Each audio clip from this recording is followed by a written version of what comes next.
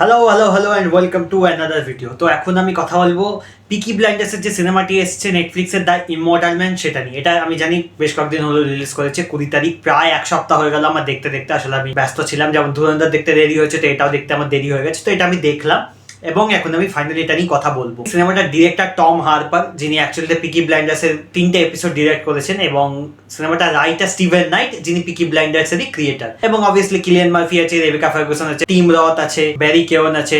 আচ্ছা, তো গল্পটা অ্যাকচুয়ালিতে সিজন 6 যেখান থেকে শেষ হয়েছিল তার বেশ অনেকটা টাইম পরেই শুরু হচ্ছে।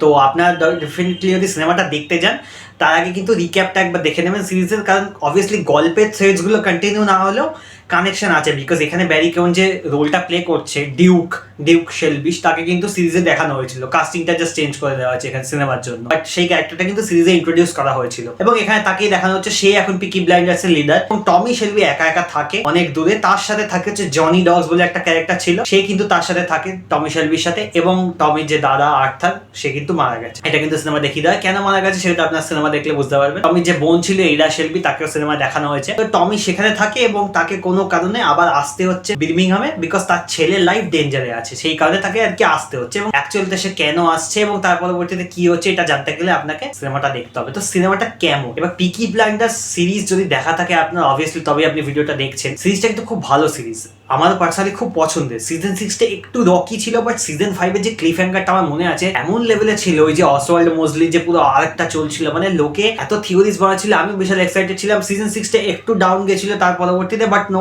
ডাউট ভালো ছিল। সিজন 6টা কিন্তু ভালো ছিল এবং সেটা যেখানে শেষ হয় তার পরবর্তীতে আর দরকার কিছু ছিল না। বাট সিনেমাটা আনা হয়েছে যে শেলবির লেগেসিটা, ওটাকে একটা কাইন্ড অফ ক্লোজার দেওয়ার জন্য আর কি আনা হয়েছে। এবং টমি শেলবির ক্যারেক্টার, সেটাকে আর কি ক্লোজার দেওয়ার জন্য সিনেমাটা আনা হয়েছে। বাট সিনেমাটা কিন্তু ভালো নয় সত্যি কথা বলতে গেলে। আমার কিন্তু পার্সোনালি খুব একটা ভালো লাগেনি। এক্সপেকটেশন আমার ছিল প্রায় 2 ঘন্টার সিনেমা আমি দেখতে গেলাম, বাট সিনেমাটা না জাস্ট ওয়ার্ক করেনি আমার জন্য।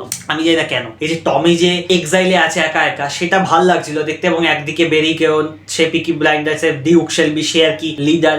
বাট জিনিসটা জাস্ট রাইটিংটা আমার কেমন একটা লেগেছে অদ্ভুত, যে এই যে ব্যাপারটা যে টমি শেলবি আবার বিরমিংহামে ফিরছে, ডিউকের সাথে দেখা করবে এবং দরকারে ফিরছে। এবার এই ফেরাটাতেই সিনেমার অর্ধেক চলে যায়, 50 মিনিট হয়ে যায়, তখন গিয়ে সে ফিরছে, তার আগে অব্দি সে এক্সাইলে। এবং সেখানে রেবেকা ফার্গুসনের ক্যারেক্টারটা আসছে, তার ক্যারেক্টারটা জাস্ট মানে আমার খুব একটা আমারই পছন্দ হয়নি। তাকে দিয়ে একটা জিপসি, যে একটা জিপসির ব্যাপার থাকে না পিকি ব্লাইন্ডার্স, ওই জিপসির একটা অ্যাঙ্গেল আনার চেষ্টা করেছে, যেটা ম্যাজিক্যাল কাইন্ড অফ স্পিরিচুয়াল একটা এরকম ব্যাপার চেষ্টা করেছে, বাট সেটা খুব একটা ইন্টারেস্টিং ছিল না। এবং রেবেকা ফার্গুসনের সাথে একটা কিলিয়ান মার্ফির সিন দেওয়ার চেষ্টা করা হয়েছে, সেই সিনটাও মানে অবভিয়াসলি কিছু দেখায়নি নিউডিটি, বাট একটা এরকম সেক্স সিন, সেটাও মানে জাস্ট দেওয়ার জন্য দেওয়া।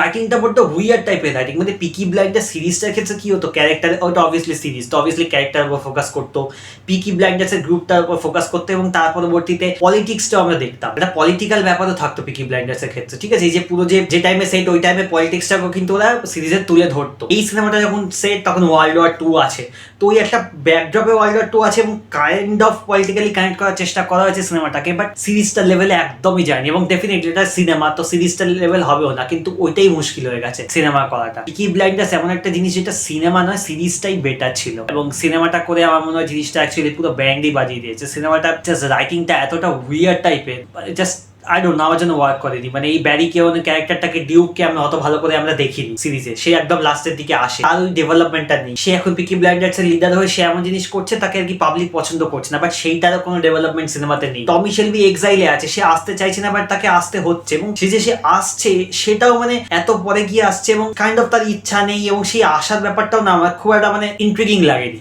এবং এসে তখন যে তার একটা বারে সিন আছে, যে সিনটা ট্রেলারে এবার টিজারে ছিল, এবং সেখানে একটা গ্রেনেড ব্লাস্টের সিন আছে, যেটা কাইন্ড অফ একটা ফানি সিন দেওয়ার চেষ্টা করা হয়েছে, বাট ওটা আমার বড্ড আউট অফ মানে টোন লাগলো। মানে পিকি ব্লাইন্ডার্স ঠিক ওইরকম টাইপের সিন করেছে বলে আমার তো মনে পড়ছে না। পুরো সিনেমাটাতে যে ভিলেনটা, টিম রথের ক্যারেক্টারটা ভিলেন, এটা পরিষ্কার সিনেমা দেখলে বোঝায়, তাকে এস্টাবলিশ, তার কোনো ইয়ে নেই, জাস্ট দেখিয়ে দিয়েছে সে একটা নাচছিল, বাট তার কোনো ডেভেলপমেন্ট, ভিলেনটা যে স্ট্রং সেটা মানে সেটা ফিলই হয় না। মানে অদ্ভুত টাইপের রাইটিং সিনেমাটা, যে সিরিজটা কোথায়, মানে আমি জাস্ট কিছু বলার নেই, because I am very disappointed in the film. আমি সিনেমাটাকে রেটিং দিয়েছি লেটারবক্সে 5-এ 2.5, অ্যান্ড আমার এতটাই খারাপ লেগেছে, এতটাই ডিসঅ্যাপয়েন্টিং লেগেছে। জাস্ট সিনেমাটা ওয়ার্কই করে না। কিলিয়ান মার্ফিকে এনেছে, ব্যারি কেওনকে এনেছে, দুটোই ভালো অ্যাক্টর। রেবেকা ফার্গুসনের ক্যারেক্টারটা তো কাইন্ড অফ জাস্ট আমি বলবো ওয়েস্ট রাদার, বিকজ ওটার কোনো খুব একটা আমার ইম্পর্টেন্ট ভূমিকা আছে বলে আমার তো মনে হলো না। যদিও দেওয়ার চেষ্টা করা হয়েছে, ক্যারেক্টারটার ইম্পর্টেন্স আমাদের বোঝানোর চেষ্টা করা হয়েছে, but I did not like the character. আচ্ছা, এবার পিকি ব্লাইন্ডার্সে আমরা দেখি কাইন্ড অফ একটা লাস্টের দিকে একটা সারপ্রাইজ রিভিল টাইপের হয়। যদি আপনার সিজন 4টা দেখে থাকেন, সেখানে যে লুক আছে চ্যাংরে তার যে ক্যারেক্টারটা ছিল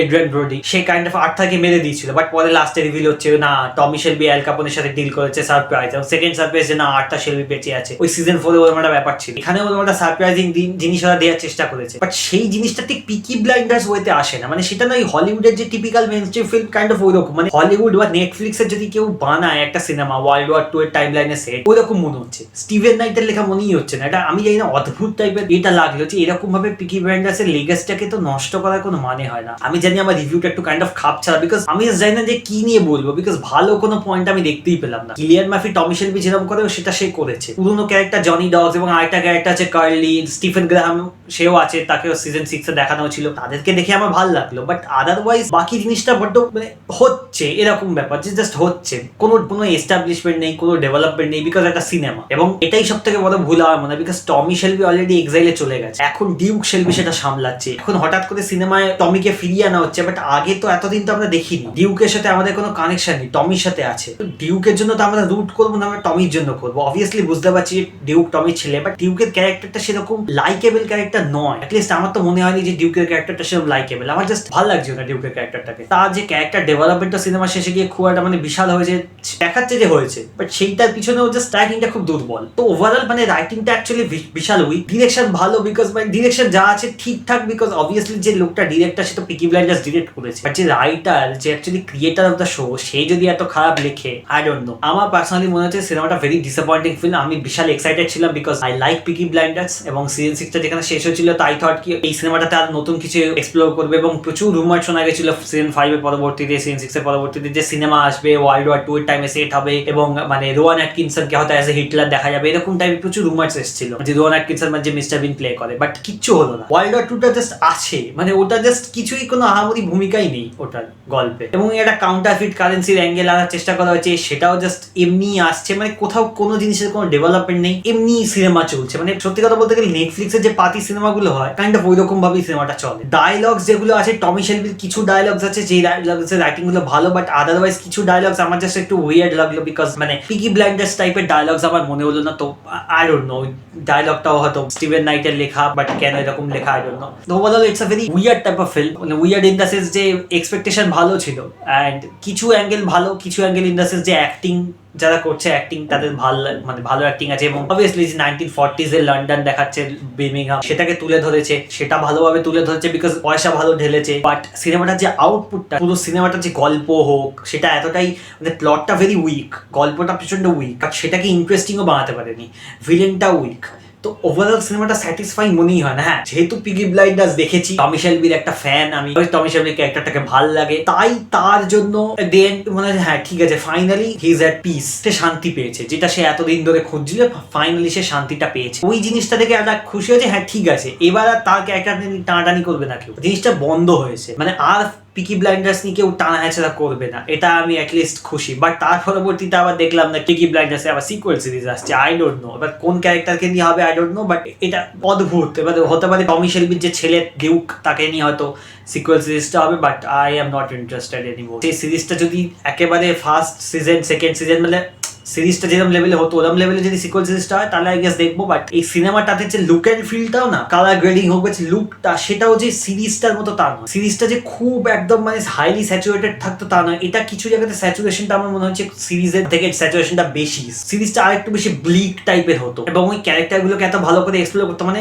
what a waste of an opportunity. ক্যারেক্টারটাকে ক্লোজার দেওয়ার জন্য এই সিনেমাটা বানানো হয়েছে, সেটা সিরিজে করলে কত যে বেটার হতো, বিকজ প্রচুর লোক দেখতো যদি সিজন 7 আসতো। আর পুরোনো ক্যারেক্টার আর্থার শেলবি ছিল, তাকে অফ স্ক্রিন মেরে দিল, এটা কি ভাই? আর্থার শেলবি এত একটা লাইকেবল ক্যারেক্টার, এত একটা পছন্দের ক্যারেক্টার ফ্যান্সদের, সে ডেড। তার বউ ছিল, বউ না হলেও তার এক্স ওয়াইফ বা সামথিং কেউ একটা ছিল, লিন্ডা নাকি নাম, সে তার কোনো উল্লেখ নেই। আর্থার শেলবি একটা ছেলেও ছিল, তার কোনো উল্লেখ নেই।